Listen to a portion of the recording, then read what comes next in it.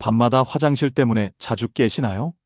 그건 몸이 보내는 신호일 수도 있습니다. 저는 비뇨기과 전문의로 27년째 환자들의 수면과 배뇨 데이터를 관찰해 왔습니다. 야간에 자주 깨는 건 단순한 노화가 아닙니다. 몸의 리듬이 어딘가에서 어긋났다는 뜻이죠. 수면은 단순한 휴식이 아니라 우리 몸이 복구 작업을 하는 시간입니다. 그런데 그 복구가 중단된다면 낙상, 고혈압, 심혈관 질환, 심지어 치매까지 위험은 조용히 쌓입니다. 실제로 연구에 따르면 밤에 2번 이상 깨는 사람은 한 번만 깨는 사람보다 심혈관 질환 위험이 3배나 높습니다. 즉, 밤에 깨는 몸은 이미 경고등이 켜진 상태인 겁니다. 의학적으로 야간뇨는 밤에 잠을 자는 동안 한 번 이상 소변을 보기 위해 깨어나는 증상을 말합니다. 한 번쯤은 괜찮습니다. 하지만 2번 이상이라면 수면 리듬이 무너졌다는 의미입니다. 40대 이후엔 절반 이상, 70대 이상에서는 거의 90% 가까운 분들이 겪습니다. 그런데 대부분 이렇게 말씀하세요. 나이 들면 다 그렇죠. 하지만 아닙니다. 야간뇨는 단순히 나이 때문이 아닙니다. 호르몬, 신장, 방광, 수면의 조화가 깨졌다는 뜻이죠. 그건 단순한 소변 문제가 아니라 몸 전체의 리듬 불균형에서 비롯된 현상입니다. 진료실에 오신 71세 남성 환자 한 분이 계십니다. 퇴직 후 텃밭을 가꾸며 지내시던 분이었죠. 그분은 이렇게 말씀하셨습니다. 선생님, 요즘은 밤마다 3번씩 깨요. 한 번 자면 또 깨고 아침이 와도 잔 것 같지가 않아요. 검사 결과 큰 이상은 없었습니다. 혈압도 정상이었고 혈당도 괜찮았습니다. 하지만 다리에 부종이 심했습니다. 저녁마다 국물 요리를 즐기셨고 싱겁게 먹으니까 괜찮다고 생각하셨지만 국물 속 염분이 부종을 만들고 있었던 겁니다. 저는 조심스럽게 말씀드렸죠. 국은 반으로 줄이시고 자기 전엔 다리를 10분만 올려보세요. 일주일 후 그분은 다시 오셨습니다. 신기하게도 이제 한 번만 깨요. 그 한마디에 저도 웃음이 났습니다. 야간뇨는 이렇게 작은 습관 하나로도 바뀔 수 있습니다. 원인을 찾으면 해법은 멀지 않습니다. 정상적인 몸이라면 낮 동안 하루 소변의 80%를 밤엔 20%만을 만듭니다. 그런데 나이가 들면 바소프레신앙이뇨 호르몬의 분비가 줄어 밤에도 신장이 쉬지 못하고 일합니다. 결국 잠자는 동안에도 몸이 계속 수분을 내보내게 되는 거죠. 여기에 다리 부종이 있는 분은 누웠을 때 체액이 위로 올라와 신장이 갑자기 바빠집니다. 낮 동안 다리에 고였던 물이 밤엔 소변으로 바뀌는 겁니다. 이게 바로 야간 단뇨형의 대표적인 메커니즘이죠. 혈압약 중 일부 이뇨제를 저녁에 드시는 경우 혹은 당뇨가 있는 분들에겐 이 증상이 더 심해집니다. 그래서 복용 시간의 조정만으로도 야간뇨가 줄어드는 경우가 많습니다. 방광은 단순한 물주머니가 아닙니다. 하루에도 수십 번 신경과 근육이 정교하게 협력해서 소변을 저장하고 내보냅니다. 그런데 이 정교한 조율이 무너지면 조금만 차도 가득 찼다는 신호를 보내게 되죠. 이걸 저장능 저하형 야간뇨라고 합니다. 남성에게는 전립선 비대증, 여성에게는 출산 이후 근육 약화, 그리고 요로 감염이나 방광염이 주요 원인입니다. 낮엔 괜찮은데 밤이 되면 소변이 자주 마렵다는 분들, 대부분 이 저장능 저하형에 해당합니다. 저는 진료실에서 자주 이런 말을 듣습니다. 선생님, 물 많이 마시지도 않는데 왜 이렇게 자주요? 그럴 때 저는 이렇게 설명드리죠. 문제는 양이 아니라 방광이 얼마나 참을 수 있느냐에 있습니다. 방광의 근육은 우리가 생각보다 섬세합니다. 염증, 자극, 스트레스, 심지어 카페인 한 잔에도 반응합니다. 커피, 술, 맵고 짠 음식. 이 3가지는 방광 근육을 흥분시킵니다. 그래서 잠든 중에도 방광이 자꾸 깨어납니다. 특히 매운 음식 맥주 조합은 의사 입장에서 보면 방광의 천적입니다. 야식 한 번으로 밤새 화장실을 3번 가게 만드는 원인이 되죠. 반대로 물 섭취를 과하게 줄이는 것도 좋지 않습니다. 물을 너무 참으면 소변이 진해지고 방광 내벽이 자극을 받아 오히려 염증이 생길 수 있습니다. 그래서 중요한 건 양 조절이 아니라 타이밍 조절입니다. 하루 전체 섭취량은 유지하되 오후 6시 이후엔 절반 이하로 줄이세요. 이것만 지켜도 방광이 훨씬 덜 긴장합니다. 또 한 가지, 방광이 약해진 분들에겐 따뜻함이 약이 됩니다. 몸이 차면 근육이 수축하고 방광은 더 민감해집니다. 따뜻한 물, 온찜질, 그리고 잠자기 전 복부를 살짝 덮어주는 습관. 그게 방광을 잠재우는 방법입니다. 밤에 자주 깨는 분들 중에는 소변 때문이 아니라 잠이 얕아서 깨는 분들도 있습니다. 이건 신체의 수면 리듬이 깨진 경우입니다. 특히 수면 무호흡증, 불면증, 우울증을 가진 분들에게 야간뇨는 훨씬 더 자주 나타납니다. 호흡이 막혀 산소가 떨어지면 심장이 압박을 받습니다. 이때 심장은 몸이 위험하다고 느끼고 혈압을 낮추기 위해 이뇨 호르몬을 분비합니다. 결국 숨이 막혀서 몸이 스스로 물을 빼내는 현상이 생기는 겁니다. 이건 마치 불이 난 집에서 연기를 빼내려 창문을 여는 것과 같습니다. 몸은 위기를 해결하려고 불필요한 수분을 내보내는 거죠. 그래서 야간뇨는 수면의 질과 호흡의 질이 동시에 무너졌을 때 가장 심해집니다.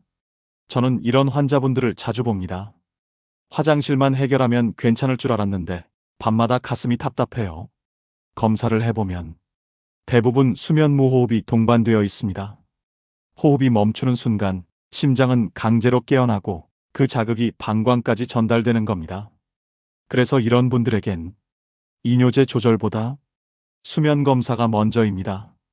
단순히 물의 문제가 아니라 산소의 문제일 수 있기 때문이죠. 또 다른 경우는 스트레스성 불면증입니다. 몸은 누워 있어도 신경은 여전히 깨어 있습니다. 이때 교감신경이 과활성화되면서 방광의 긴장도가 올라갑니다. 결국 방광은 비상 상황이라 착각하고 밤새 계속 깨어 있게 되는 겁니다. 그래서 치료의 첫걸음은 수면을 회복하는 것입니다.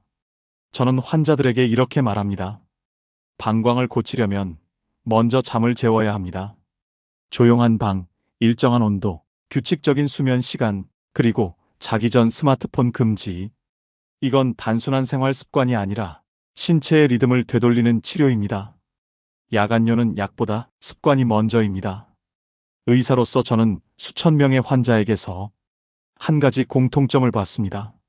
밤의 소변은 낮의 습관에서 시작된다는 겁니다. 먼저 수분의 시간 관리입니다.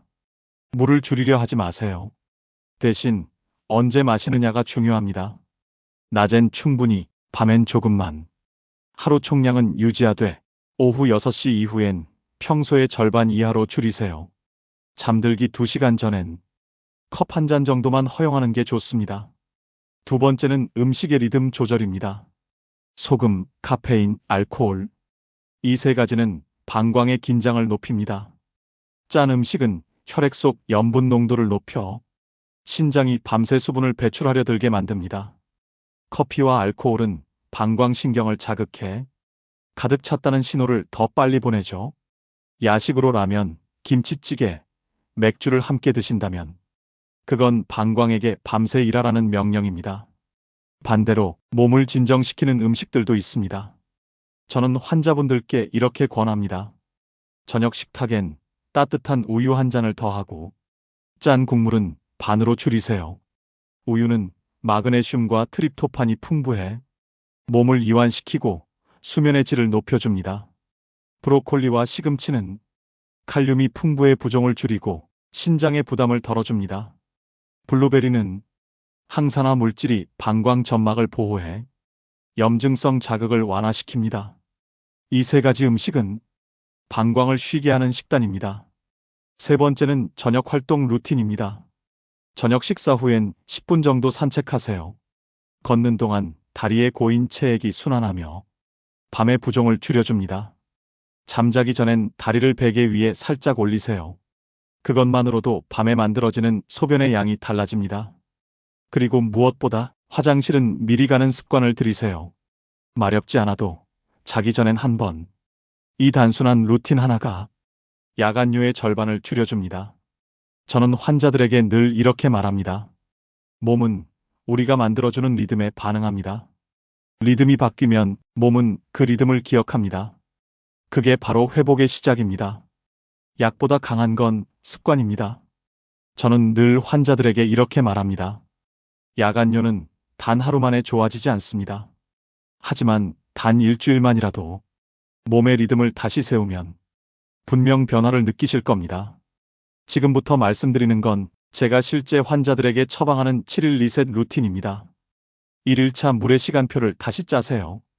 아침엔 물 1컵, 점심엔 2컵, 오후엔 1컵, 그리고 저녁 6시 이후엔 반 컵 이하로.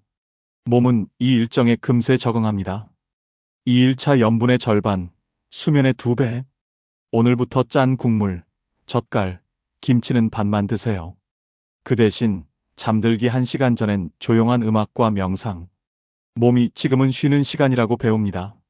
3일차 방광을 쉬게 하는 저녁. 저녁 식사엔 매운 음식, 커피, 맥주를 모두 빼세요. 대신 따뜻한 우유 한 잔이나 미지근한 보리차를 드세요. 밤새 방광이 훨씬 조용해질 겁니다. 4일차 다리를 올리고 부종을 내리세요. 잠자기 2시간 전 소파에 누워 다리를 심장보다 높이 올리세요. 무겁던 다리의 수분이 위로 올라가며 밤에 만들어질 소변이 줄어듭니다. 5일차 잠자기 전 2번의 화장실. 첫 번째는 자기 전, 두 번째는 3분 후 다시 한 번. 이중 배뇨 습관은 남은 소변을 비워 야간뇨를 확실히 줄여줍니다. 6일차 방의 빛을 바꾸세요. 수면 호르몬 멜라토닌은 어둠을 만나야 분비됩니다. 취침 2시간 전 조명을 낮추세요. 스마트폰은 멀리 두시고 작은 스탠드 하나만 켜두세요. 7일차 따뜻한 저녁 루틴. 따뜻한 물로 반신욕 10분, 그리고 바나나 반 개. 몸이 이완되고 방광의 신경도 잠듭니다. 이 하루가 끝나면 당신의 밤은 훨씬 조용해질 겁니다. 일주일이 지나면 몸은 그 리듬을 기억합니다. 밤중에 깨는 횟수가 줄고 아침이 훨씬 가벼워질 겁니다.